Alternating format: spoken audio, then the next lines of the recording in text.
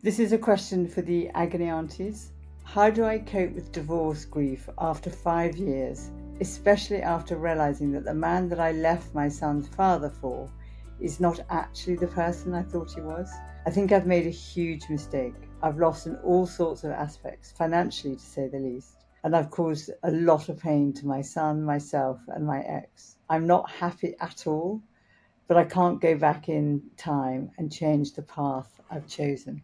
That is such a difficult question, isn't it? And how you live with really believing that you've made a massive mistake, but you can't go back and change it. And it's more than regret, isn't it? What interested me about that question is that I have actually heard that question and that experience quite a number of times, that there is this kind of hope that you leave one relationship and that the next relationship is going to be better.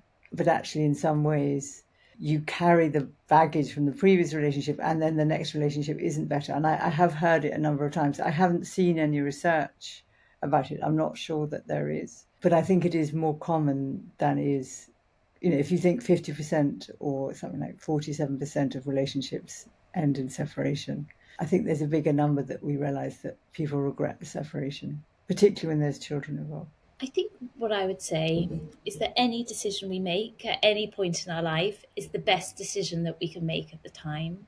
With all that And we know who we with are. all that we know of who we are at the time. But it is the most agonizing thing in the world to think, I wish I had done something different. I wish at this point of my life I could go back in time and make a different decision. It's also where you can get really stuck because it's so sort of full of self-loathing, isn't it? Like, oh, like I can't believe I did that. I wish How that I could I hadn't be done so that. stupid? I've Yeah. ruined my life. I've messed up my children. Whatever thought process is. And I suppose the more stuck you get, the more painful it is.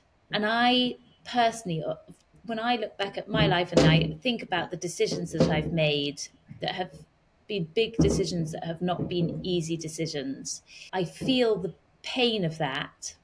But it helps me to say I made the best decision that I could at the time, and this is where I am now, and I that's my choice, right? Like I can sort of accept that this is where I am now, and have self-compassion for the decisions that I made and give myself space to sort of move forward, or I can get stuck in the pain, and to allow yourself to grieve the pain of what you lost in making those decisions. Yeah. I think that's wise.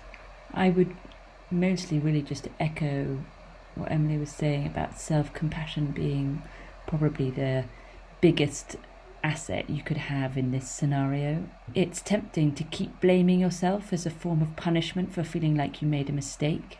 To think, well, And that you have your own judge and jury that keeps you imprisoned. and like if you're, angry with yourself enough, there's sometimes some sort of magical thinking. Like if you sufficiently punish yourself, then maybe then you'll get your desserts for making such a bad mistake and hurting other people, and it's actually a formula that keeps you in a place where actually you can't move on, and for both yourself but also for the people in your life that you feel that you caused your child and your ex-partner so much pain. You being able to be in a position to take responsibility for your decision and be able to move on is the thing that will be most healing for them. It will allow you to have conversations with them, which if you're actually deeply in sort of guilt and turmoil, it's actually very hard to have good, clear, healing conversations from that place, because we're sort of self-preoccupied with our own self-hatred.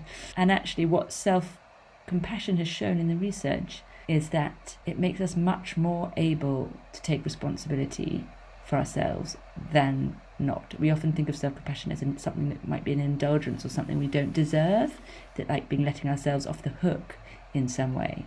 And actually, because it makes it bearable, because it allows us to sit in the presence of our choice, because we're being kind to ourselves or attempting to be, then the actions and the choices we make from that place will be not only more healing and helpful for you, but also for the people that you feel like you've impacted. And I think going on from that is, I can hear that she kind of feels that she has to punish herself by staying in the place that she's in. And of course, she can't go back in time and undo the decisions she made, but she can change the position she's in. And, you know, there have been like well-known ones like Elizabeth Taylor and Richard Burton where couples have reconnected and remarried after breakups. So I'm not saying that that is what she should do, but I think given what you both have said, like open yourself to possibilities. You don't have to imprison yourself in the punishment. You can kind of also set yourself free with other choices that might be better for you. And also, you don't know that it would have been better. I mean, you only know what happened based on what you chose at the time. But actually, you could have stayed with this person, felt massive resentment, had this imaginary version of this life that you could have had. The unlived life. You just don't know. And that's agonizing too. Yeah. I think my final suggestion would be that I don't think you can do this on your own. I really would get some support and therapy to explore your options, to have somebody to help you kind of think more openly with more compassion and understand yourself and what's going on in you, and help use that to help you make the decisions for your present and your future that isn't haunted by this terrible kind of self-blame. And somewhere to have a place just to grieve what you've And lost. yeah. So we wish you our best and send you our love. And thank you for your question. If anybody else has questions, do DM them to me on my Instagram, Julia Samuel MBE. And thank you all for listening to our podcast. And do share it with someone who you think this might be helpful for. Thank you.